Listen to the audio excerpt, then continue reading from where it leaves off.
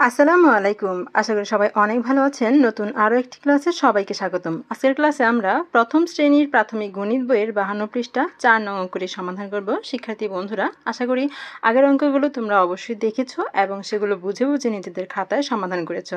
তো আজকের ক্লাসে আমরা প্রথমেই 4 নংয়ের যে প্রশ্নটি রয়েছে সেটা মজা করে বুঝে নিব। দেখো প্রশ্নটিতে কি লেখা রয়েছে। প্রশ্নটিতে লেখা রয়েছে, একটি শ্রেণীকক্ষে 9 জন ছাত্রছাত্রী বসে আছে। তাদের মধ্যে 5 জন ছাত্রী। শ্রেণীকক্ষে কয়জন ছাত্র আছে?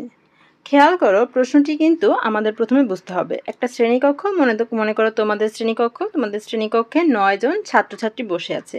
এই যে 9 জন ছাত্রছাত্রী বসে আছে, এই 9 জনের ভিতরে ছাত্রও আছে আবার ছাত্রীও আছে। একসাথে করে ছাত্র ও ছাত্রী একসাথে এখানে 9 জন আছে। এখন বলেছে তাদের মধ্যে 5 জন ছাত্রী। 5 জন কি? ছাত্রী। আর এখানে এই 9 জনের ছাত্রও আছে ছাত্রীও আছে। তাদের মধ্যে 5 জন হচ্ছে ছাত্রী। এখন শ্রেণীকক্ষে কয়জন ছাত্র আছে সেটা বলেছে। এখন কতজন ছাত্র আছে সেটা যদি আমরা বের করতে চাই, প্রথমে আমাদের প্রথম লাইনটা কি করতে হবে? সাজিয়ে লিখতে হবে, তাই না? তো কিভাবে আমরা সাজাবো? আমরা জানি সাজানোর নিয়মটা হচ্ছে এই যে সংখ্যাটা কোথায় থাকে? হাতের ডান দিকে থাকে। তো ডান দিকে রেখে আমরা যদি এই প্রথম লাইনটা সাজাই তাহলে কিভাবে আমরা সাজাতে পারি? আমরা লিখতে পারি, একটি শ্রেণীকক্ষে ছাত্রছাত্রী বসে আছে 9 জন। এভাবে করে সাজাতে পারি, বা আরেকটু ছোট করে আমরা সাজাতে পারি যে শ্রেণীকক্ষে ছাত্রছাত্রী বসে আছে 9 জন।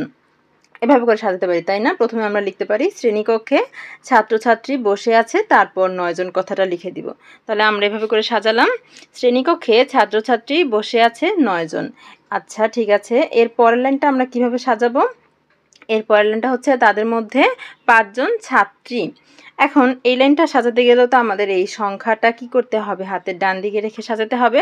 তাহলে আমরা এভাবে লিখতে পারি, তাদের মধ্যে ছাত্রী 5 জন, তাই না? তাদের মধ্যে ছাত্রী 5 জন, অথবা ছোট করে এভাবে লিখতে পারি। ছোট করে কিভাবে লিখতে পারি? ছাত্রী 5 জন, এভাবে লিখতে পারি, ঠিক না? তো তোমাদের যার যেভাবে খুশি সেভাবে লিখতে পারো। এখানে আমি লিখেছি তাদের মধ্যে ছাত্রী 5 জন। আচ্ছা ঠিক আছে, এখন খেয়াল করো, এই 9 জনের ভিতরে ছাত্রও আছে ছাত্রীও আছে। তাদের মধ্যে 5 জন হচ্ছে ছাত্রী। আবারও খেয়াল করো, 9 জনের মধ্যে ছাত্রও আছে ছাত্রীও আছে। ছাত্র ছাত্রী একসাথে হচ্ছে 9 জন, আর ছাত্রী হচ্ছে 5 জন। যদি আমি ছাত্রের সংখ্যা বের করতে চাই তাহলে কি করতে হবে? ছাত্রছাত্রী যেখানে একসাথে আছে সেখান থেকে ছাত্রী বাদ দিয়ে দিতে হবে। ছাত্রী যদি বাদ দিয়ে দিই তাহলে কি ছাত্র থেকে যাবে, তাই না? ছাত্র, এই যে এখানে খেয়াল করো, এই যে ছাত্রী আছে, ছাত্রছাত্রী একসাথে আছে হচ্ছে 9 জন। এখন এই ছাত্রী যদি আমি বাদ দিয়ে দিই এখান থেকে তাহলে কি থেকে যাবে? ছাত্র থেকে যাবে, তাই না? ছাত্রছাত্রী যেখানে একসাথে আছে সেখান থেকে আমি ছাত্রীদেরকে বাদ দিয়ে দিলে ছাত্ররা থেকে যাবে। বাদ দিয়ে দেওয়া মানে কি বলো তো? ভেরি গুড, বিয়োগ। বাদ দিয়ে দেওয়া মানে হচ্ছে বিয়োগ। আমরা এর আগে অনেকগুলো ক্লাস করেছি, আমরা জানি বাদ দিয়ে দেওয়া মানে হচ্ছে বিয়োগ।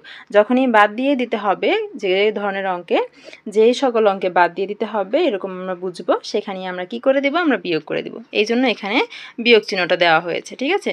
তাহলে এখন আমরা বিয়োগ করে ফেলবো। আমরা কত থেকে কত বিয়োগ করব? আমরা 9 থেকে 5 বিয়োগ করব। তাহলে প্রথমে 9টি কাঠি দিয়ে নিই।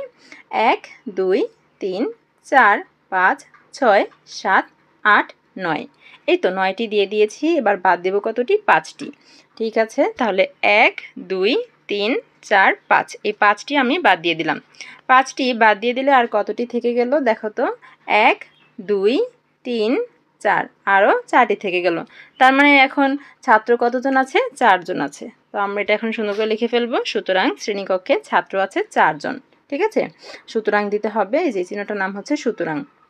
সুতরাং এখান থেকে সাজিয়ে লিখবে, সুতরাং শ্রেণীকক্ষে ছাত্র আছে 4 জন। এই যে কয়জন দিয়ে প্রশ্ন করেছে এই কথাটা তোমরা লিখবে না, তোমরা লিখবে শ্রেণীকক্ষে ছাত্র আছে, তারপর বিয়োগ করে যে ফলাফল হবে সেটা, ঠিক আছে? সুতরাং শ্রেণীকক্ষে ছাত্র আছে 4 জন। এই তো আমরা উত্তরটা পেয়ে গেছি। এখন আমরা সুন্দর করে উত্তরটা লিখে দেব। উত্তর 4 জন। উত্তর শ্রেণীকক্ষে ছাত্র আছে কতজন? 4 জন। এই তো আমরা দেখতে দেখতেই এই 4 নং অঙ্কটি সমাধান করে ফেললাম। প্রথমে আমরা প্রশ্নটি বুঝলাম, তারপর কি করতে হবে, যোগ করতে হবে নাকি বিয়োগ করতে হবে তাও আলোচনার মাধ্যমে বুঝে নিলাম। তারপর আমরা বিয়োগ করে উত্তর পেয়ে গেলাম। শিক্ষার্থীরা আশা করি বুঝতে পেরেছো। দেখা হবে পরের ক্লাসে। পরের ক্লাসে আমি পরের অঙ্কটি সমাধান করে দেব। ততক্ষণ পর্যন্ত সকলেই ভালো থেকো, সুস্থ থেকো, আর গণিত বইয়ের সকল অঙ্কের সমাধান একদম ফ্রিতে পেতে আমাদের সাথেই থেকো। আল্লাহ হাফেজ।